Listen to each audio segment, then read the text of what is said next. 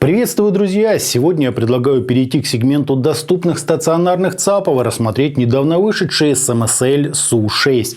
Базируется аппарат на многократно проверенном конвертере ESS ES9038Q2M. За USB отвечает тоже достойное уважения XMOS XU208, а на Bluetooth стоит чип от Qualcomm с поддержкой aptX HD и LDAC кодеков. Все характеристики устройства буквально зашкаливают. Максимально возможное разрешение у PCM и DSD, да и измерения заявлены просто фантастические. На вид с эдаким малышом, друзья, все это не сильно вяжется, но, как всегда, будем разбираться. Собственно, поехали! Пришел девайс в небольшой такой картонной коробке со схематично изображенным героем обзора, адресом официального сайта и логотипом пройденной Hi-Res аудиосертификации. В комплект нам положили небольшую инструкцию по эксплуатации, гарантийный талон, пульт дистанционного управления тоже нового образца, Bluetooth антенну, белый USB Type-C кабель и шнур питания с узким штекером. Как вы, наверное, догадались, блок питания и в этом малыше удалось убрать в корпус устройства, а это уже достойно оваций. Выполнен пульт из приятного такого матового пластика с прорезиненными кнопками и питанием от двух АА батареек. Из функционала на него вынесли регулировку громкости, переключение входов, отключение дисплея и временное отключение звука Mute. Расположенный же сверху блок позволяет войти в системное меню, где можно выбрать один из 7 встроенных в ЦАП фильтров, подстроить джиттер и установить яркость дисплея. Без пульта, к сожалению, доступ к этому меню закрыт.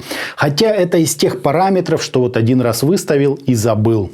Корпус ЦАПа очень напоминает своих старших товарищей, только где-то в 1,5 раза меньше. По материалам это со всех сторон металл. Сверху у него красуется логотип пройденной Hi-Res аудиосертификации, а снизу он надежно стоит на 4 прорезиненных ножках.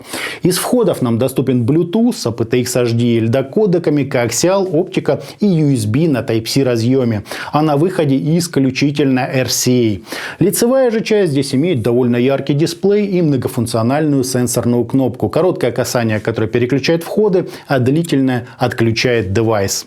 На главном экране все просто сверхочевидно. Большую часть времени нам предстоит любоваться качеством активного сигнала. Если надо, например, изменить громкость, то данная характеристика появляется, затем исчезает, вновь отображая текущую частоту PCM или DSD потока. Думаю, именно поэтому и ввели кнопку его отключения. В процессе работы аппарат практически не нагревается, выглядит здорово и вообще не занимает места. В карман его, конечно, не положишь, но взять с собой, скажем, на работу вообще не задача. Разобрать героя обзора, конечно же, можно, но смысла в этом мало. Доподлинно известно, что базируется он на ESS ES9038Q2M с усилительной частью на OPPO 1612. За USB отвечает XMOS XU208, вот только на Bluetooth стоит неизвестный нам чип. Но и по нему известна версия Bluetooth 5.0, производитель Qualcomm и список поддерживаемых кодеков. Все компоненты на сегодняшний день, конечно же, далеко не топовые, но из уже прекрасно себя зарекомендовавших. Для работы к ЦАПу необходимо подключить источник сигнала, у меня это почти всегда USB, а выход может сразу идти на активные мониторы или же через дополнительный усилитель на пассивную акустику или наушники. Напрямую подключить наушники к SU6, к сожалению, нельзя. Включается ЦАП автоматически, с меню или пульта выбираем активный вход и все, начинаем получать удовольствие от прослушивания любимой музыки. Уровень тут тоже можно отрегулировать, если в том есть необходимость. Все параметры при отключении девайс естественно запоминает, каждый раз выставлять их не нужно. Под Windows 10 аппарат определяется автоматически, готовый к работе посредством WhatsApp. Для поддержки же старых версий системы и интерфейса ASIO с официального сайта нужно установить специальные драйверы. Там я рекомендую ничего не трогать. По форматам доступен PCM до 32 бит 768 кГц и DSD до DSD 512. Декодирование MKA данное устройство не поддерживает. Со смартфоном ЦАП прекрасно работает со всеми приложениями и сервисами, в том числе и через специализированный BitPerfect режим. Удивительно, но в SU6 также доступна аппаратная регулировка громкости. В стационарных решениях это довольно-таки редкий гость. К Bluetooth у меня тоже никаких вопросов. К вашим услугам самые передовые кодеки, включая aptX HD и LDAC.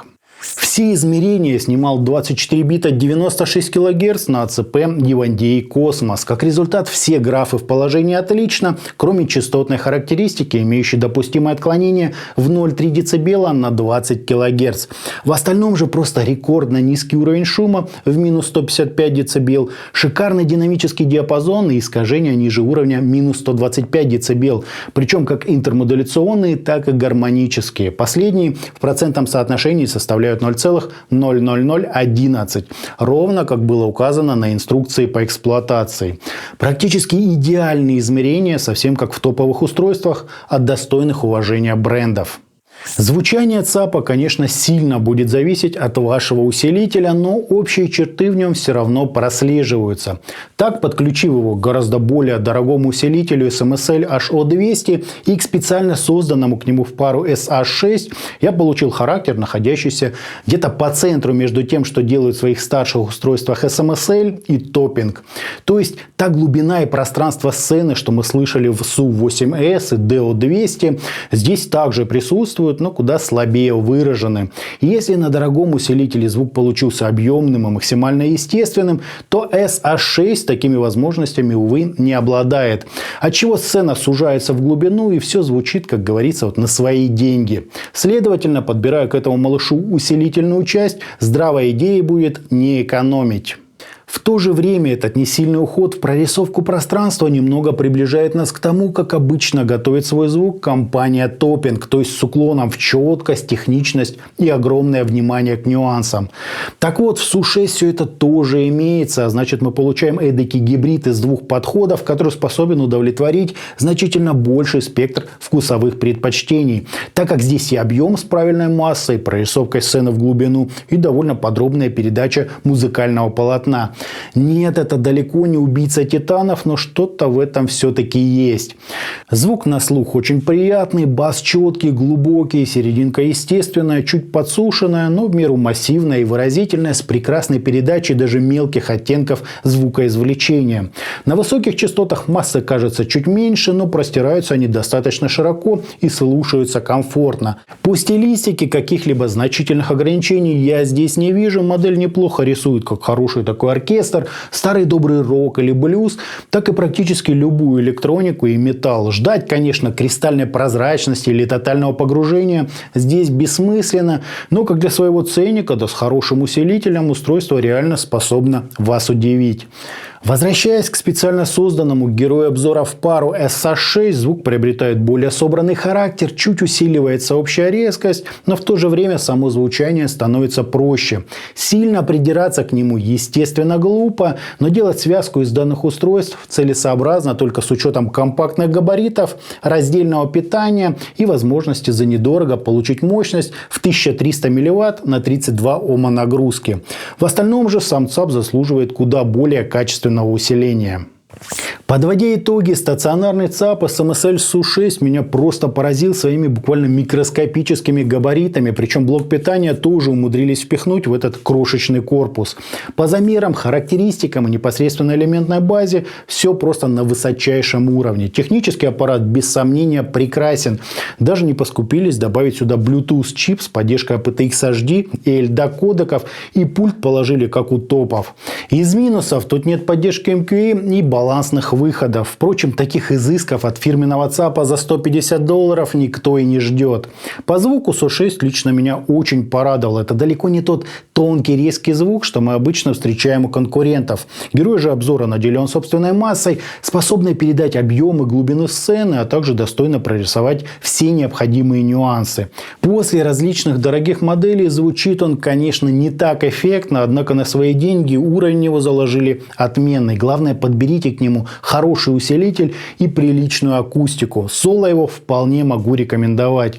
Если же говорить о связке с SH6, то на фоне конкурентов она, на мой взгляд, смотрится очень слабо. А на этом у меня все. Это был стационарный ЦАП SMSL SU-6. Всем добра, всем пока-пока. Подписывайтесь на канал и оставляйте свои комментарии под данным роликом.